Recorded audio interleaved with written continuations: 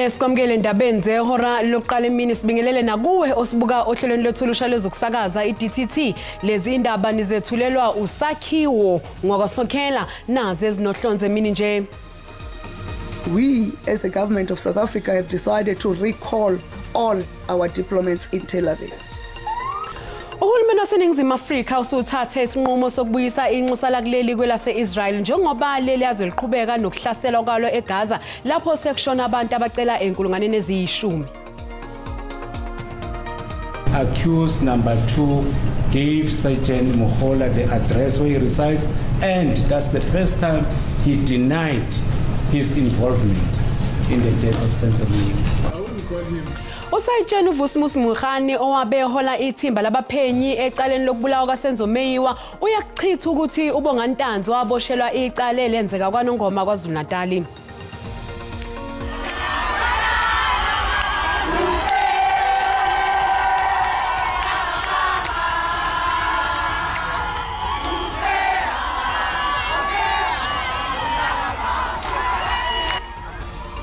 Ompetha bomhlaba amabhokobhoko baphothule uhambo lwabo lokukhangisa ngendebe iweb elise esifundazweni esaziwa njengekhaya lebhola lombhoxo iEastern Cape.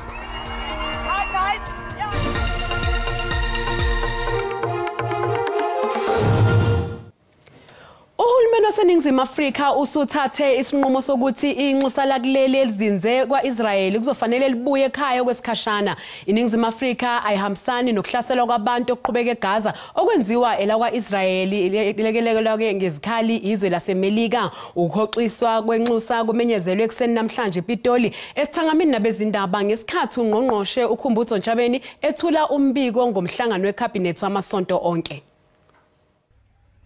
Ungqongqoshe ohhovisi likaMengameli uthi isinqumo ngokuhoxiswa okwesikhashana kwamalungu ethunywa zeinxusa laseNingizimu Afrika elizinze eTel Aviv kwelaka Israel kuwuphawu olucacile ngokuthela kuleli alihambisane nezenzo eziqhutshwa lakwa-Israel ngokuhlaselwa kwabantu ePalestina. We as the government of South Africa have decided to recall all our diplomats in Tel Aviv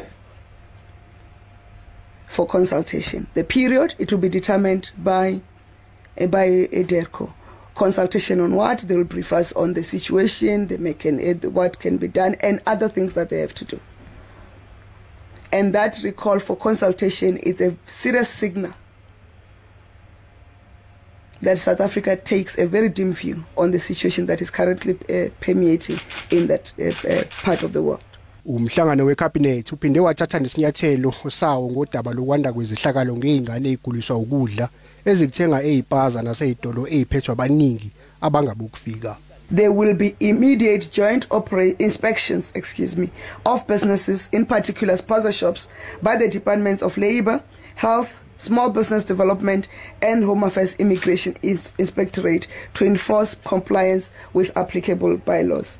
An audit of spaza shops in villages and townships and mechanisms to register them by both traditional leaders and municipalities will be undertaken. There are also efforts to support traditional authorities to keep a record of foreign nationals in their communities. Maqondana nenkinga yokucisha kogesi ezweni, iCabinet livumelene ngokuthi uzinzo liyaqala kancane ukubonakala selokhu kujutshwe ungqongqoshe obhekene ngqo nodaba logesi. Umholi we-IFP uVelenkosi Nhlabisa uyichithile imbiko yokuthi kunokungaboni ngasolinye kuleli qembu kulandela ukukhothama kaMntwana kwaphinda ngene. uHlabisa ubekhuluma ngenkathi iqhubeka inkonzo ukukhumbula umsunguli we-IFP. Amalungu e-IFP kanye nabe bemazi ubuthelezi bahlangane ngenhloso yokumkhumbula umholi we-IFP. Lenkonzo yesikhumbuzo ibibanjelwe enkundleni iPrincess Magogo okuyinkundla yaqanjwa ngegama likamama wakhe uShenge. Leli qembu lithi umsunguli walo walishiya libumbene futhi ubuholi obukhona manje fanele bukugcine njalo lokho. Ubuholi baleli qembu buyichithile imbiko yoqhekeko kuleli qembu uphinde bangeza ngokuthi ubuthelezi ube nobudlelwano obuhle neqembu kanye nesifundazwe kwaZulu-Natal. We want to thank the people of South Africa for the respect they gave to Mntwana kwaphinda ngene, to thank him for the role and contribution he made to advance democracy. When we see you here in front of us, we see the IFP, we see hope, ithemba. We see dreams, many still unfulfilled, and we see the future. Amaqembu amabili asebenzisana ne-IFP nawo afikile enkonzweni yesikhumbuzo.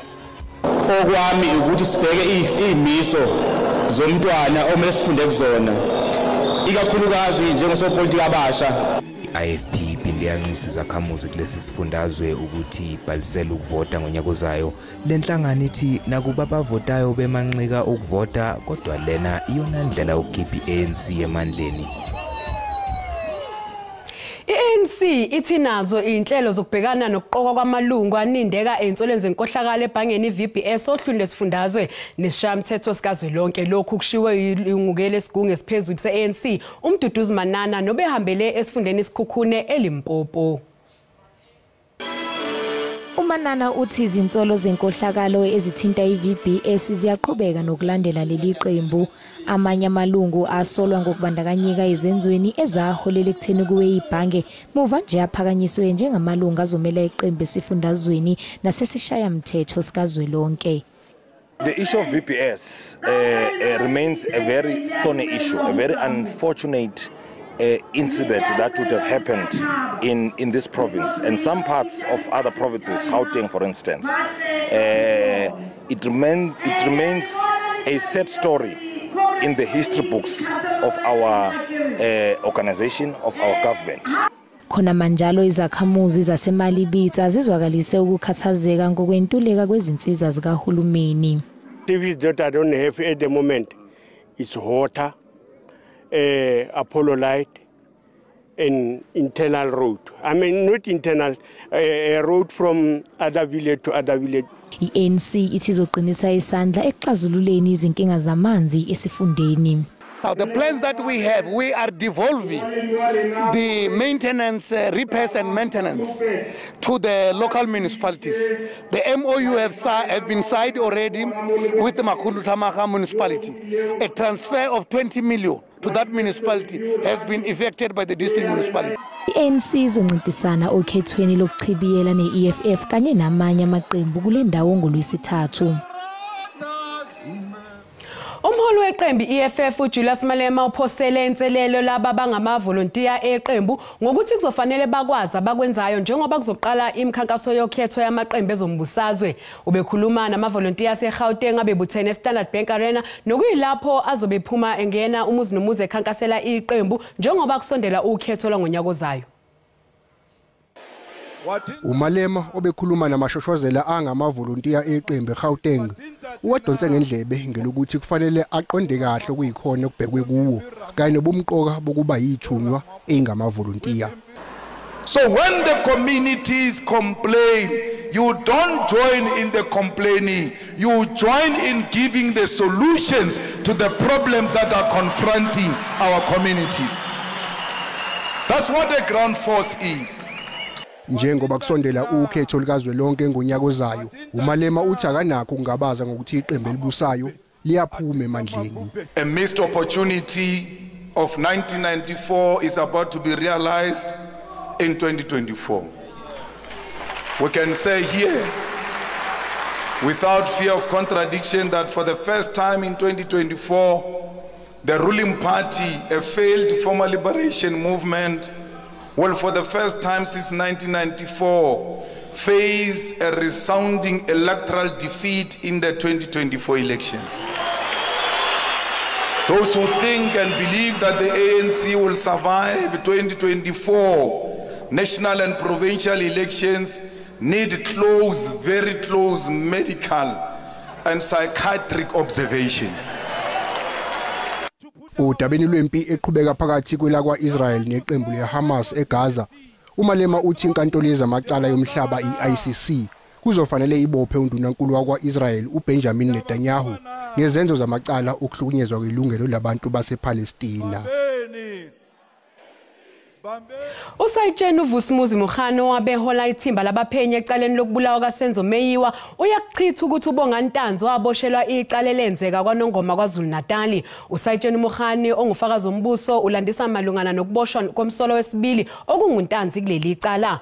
Kumanje icala liyaqhubeka enkantolo ephakeme eSepitoli.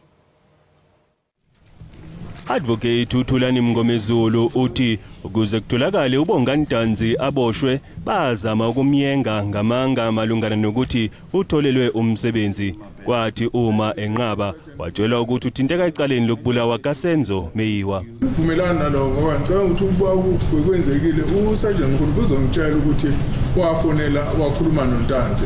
And she further mentioned that accused number 2 is wanted for the death of Senzo Meyiwa.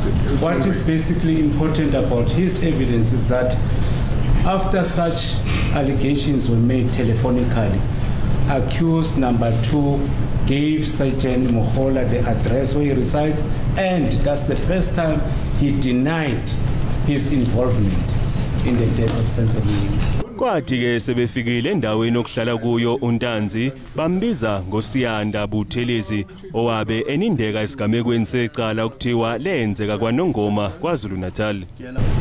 Accused number 2 will come and tell the court that when you approach him with Sergeant Mabena the late, you said to him, "You are Siyanda Buthelezi, we are looking for you."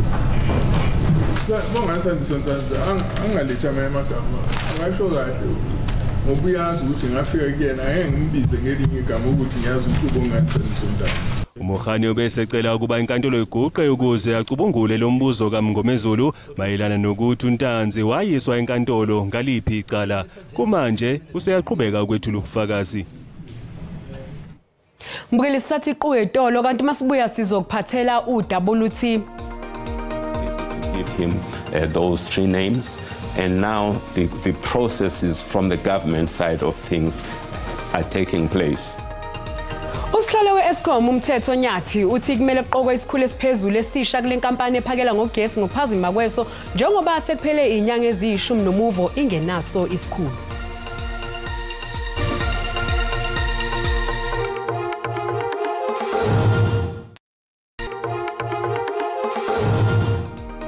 Mbukeli sikubingelele sikwamukela uma ngabe usanda ngena odabeni oluhambe phambili besibike ukuthi uhulumeni waseNingizimu Afrika usuthathe isinqumo sokubuyisa inxusa lakuleli kwelase-Israel njengoba leli yazwe liqhubeka nokuhlaselwa kwalo eGaza lapho sekushona abantu abacela inkulungwane eziyishumi. Bukela sikhumbuza ukuthi lezi ndaba zikhona ku YouTube na ku SABC Plus ngena kuzo uzigcine ngamagama athi SABC izindaba na kanjani uzozithola. Usihlalo weEskom omusha uMthetho Nyathi uthi kumele kuqokwe isikhulu esisha seEskom ngokuphazima kweso ukuze kube nozinzo kule nkampani. Usho lokhu njengoba iEskom ingenaso isikhulu esiphezulu selokhu kwashiya uAndrew Reitel ngoNhlolanja. Sekuyizinyanga eziyishumi-11 inkampani ehlinzeka ngogesi kuleli ingenaso isikhulu esiphezulu selokhu kwashiya uAndrew Reitel ngoNhlolanja. Nokushiya kwakamuva-ke kukasihlalo weEskom uMphomokwana kungezinye zezinkomba zozinzo oluntengayo kule nkampani. Usihlalo omusha weEskom uthi ibhodi seliphakamise amagama amathathu kungqongqoshe wezinkampani ezingamabhizinisi ombuso kanti kulindeleke ukuthi aqoke isikhulu esiphezulu ungekapheli lo nyaka. Last week we were able to give him those 3 names, and now the processes from the government side of things are taking place. Ngokucwaningo lelizwe lichitha izinsuku ezingama-280 lingenawo ugesi ngenxa yohlelo lokucisha ngenhloso yokuwonga. Kepha-ke uNyathi uthi iEskom iphezu kwemizamo yokuxazulula le nkinga. If you're starting to see the changes that are happening, it's not because of a fluke or an accident or hey, what is going on? It's largely because people are so disciplined in executing the plan. Uphinde waphawula ngodaba lwabakhiqizi bogesi abazimele njengoba kunemibiko ethi kumba eqolo ukuthenga ugesi kubo. Each and every energy source has got a cost to it. One of the cheapest forms of energy is the one that we're getting IPPs from wind. iEskom njengamanje ithenga umthamo wogesi ongama megawatts 5 kubakhiqizi abazimele. Ungqongqoshe zobudlelwano namazwe omhlaba uDkt Naledi Pandor uthi ukhathazekile kakhulu ngempi eqhubeka phakathi kweUkraine neRussia. uPandor ukusho lokhu ngesikhathi singethe uzakwabo wase-Ukraine uDmitry Kuleba ePitoli namhlanje. Udokotela ke uPandor uthi ikhathaza kakhulu impi eqhubekayo phakathi kweUkraine neRussia njengoba kuqhubeka ukushona kwabantu. We are deeply concerned, Minister, about the continuing war between Russia and Ukraine, the continuing loss of lives, and the very, very worrying humanitarian situation. We are in discussion with our own leader, President Ramaphosa, to look at how we can have a greater impetus to the African Peace Initiative to address our concerns with respect to this war. Uthi bazoxoxisana ke ngokuqinisa ubudlelwano bezokuhwebelana phakathi kwalamazwe. We also will exchange views on how best we could work together to strengthen relations with South Africa, Ukraine, and the rest of the African continent. Ungqongqoshe kezobudlelwano namazwe angaphandle eUkraine uthi kuningi abazokudingida kulomhlangano. We are discussing not only the bilateral relations between Ukraine and South Africa and the content that we can fill this relationship with. We're also talking about a larger regional perspective of African politics and development in Africa. We do observe and follow with utmost concern the crisis in the Middle East, and we wish peace to be restored. Uthi unethemba lokuthi umhlangano wabo uzothela izithelo. Uhulumeni useliqalile uhlelo lokususa uphahla lwe-asbestos esifundazweni iFree State. Njengesifundazwe kwakufanele liqale khona lolu hlelo kodwa kwaba khona ukusashazwa kwemali eyayikhishelwe ukwenza lo msebenzi. Izakhamuzi zibuyelwe yithemba emva kwesikhathi eside kwasaphazwa imali yabakhokhintelo kwakufanele ilungise uphahla lwezindlu ezingaphezulu kwezinkulungwane ezintathu kodwa yikho neyodwa indlu eyalungiswa. Uthi abantwana bethu bagula nsuku zonke futhi sinabo ubufakazi bokuthi esibhedlela bathola ukuthi inkinga isemaphashini.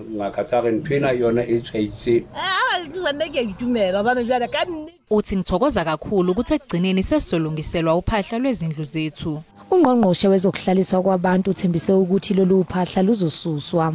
Committed that I will do everything in my powers to go and find money to start the program. We started it across the country. It's a 3-year program. Phase 1, with a number based on the budget, we allocate a number of saying this in this year, this is how many we'll do and follow. So we have started in Free State. Icala likaMahashule nasolwa nabo lahlehliselwa umbasa kuya kuNhlangulana ngonyaka ozayo enkantolo ephakeme yase-Free State. Selaqala ukuhlangana ibloho imsikaba elakhiwa elistukisike eStern Cape nelibize igidigidi zamarandi. Imsikaba ingelinye lamabloho amakhulu amabili ayingxenye yohlelo lokulungisa umgwaqo N2 eWild Coast. Iphulo elijolise kuphuhliseni uqoqosho kulengingqe. uSandral uthi ngumyinge ka30% wamashishini asakhasayo azawuthi axhamle kule project.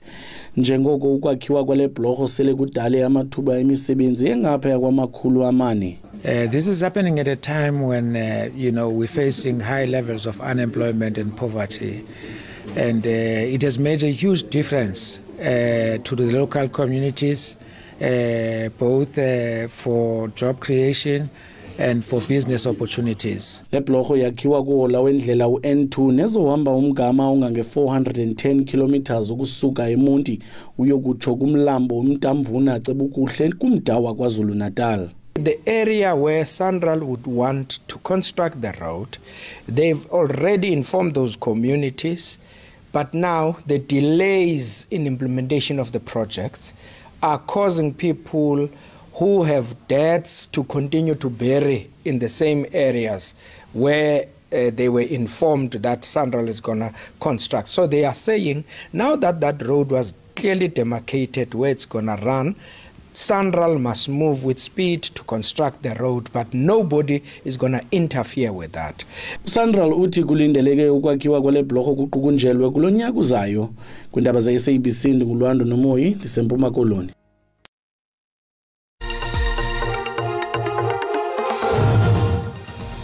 Ake sibheke imakethe ngalesi sikhathi.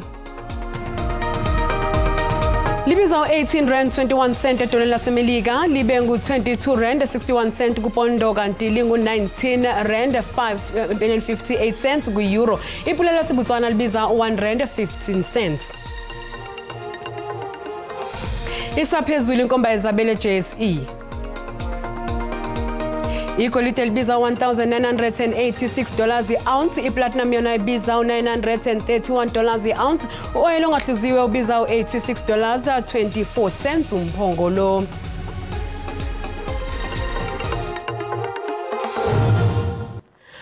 Amabhokobhoko aliphothulile isifundazweni i-Eastern Cape izolo uhambo lwawo lombukiso wendebe yomhlaba.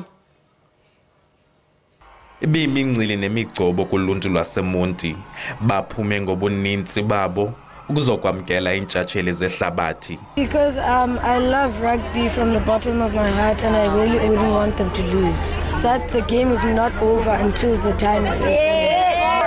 Ndingavuya ubana abantwana bethu bangafunda kuSiya Kolisi because uSiya Kolisi is a role model. Emva kokuba bemke ixeshana ukuyomela ilizwe loMzantsi Afrika eFrance, iintsapho zabadlali zivuyela ukuphinda kubabona. Bazali abantwana abancinci ndiyakhuthaza okokuba abantwana mabamotarishe kwisport noba sesiphi na kuba nam ndandingazi okokuba uLukhanyo uzaba kwenqanaba akulo ndandimkhulisa ndisenzele okokuba ebomini bakhe akwazi ukuba makaziphilela akwazi okokuba abonakale italente yakhe ivele. Ukanti injongo ngoku kukuvelisa abanye oam kunye noKolisi. I want to thank them for making time to share their experience and love with South Africans. There's nothing that was forcing them to do this, but they are doing it to make sure that our people do celebrate them. And I want to thank them individually. Amabhokobhoko azothatha ikhefu phambi kokuba babuyele kumaqela abo ngile Yankees kwiindaba ze-SABC eMonti. Iqembu lebhola likanobhutshuzwayo amaZulu limemezela ukudlula emhlabeni komgadli walo uBonkosi Ntuli. Lo mgadli beneminyaka engama-32 kukholakala ukuthi unqotshwe isifo somdlavuza. uNtuli ugule nje emasontweni ambalwa edlule wabe sengeniswa esibhedlela. Lo mgadli odabuka esifundazweni kwaZulu Natal obesanda kushadelwa indodakazi yesikhulu esiphezulu seqembu. uSinenjabulo Zungu, uZungu indodakazi kaSandile Zungu ongumnikazi weqembu. Kusenjalo ngaphambi kokuthi uNtuli agijimele amaZulu udlalele iGolden Arrows, iMamelodi Sundowns kanye nePlatinum Stars. Amagalelo akhe aqala ukubonakala ngenkathi edlala kuArrows ngo-2012 kuya ku-2014. Mbukeli, umhlahlo wesimo sezulu yalandela emva kwekhefu.